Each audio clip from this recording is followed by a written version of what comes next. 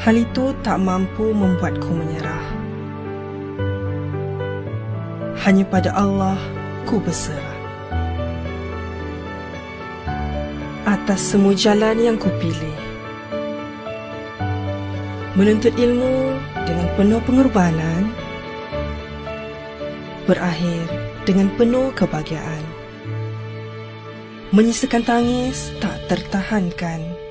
Terima kasih ya Allah atas segala kuasa.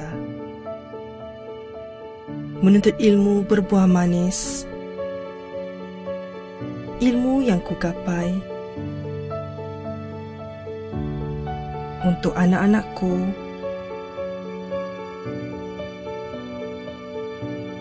untuk masyarakatku.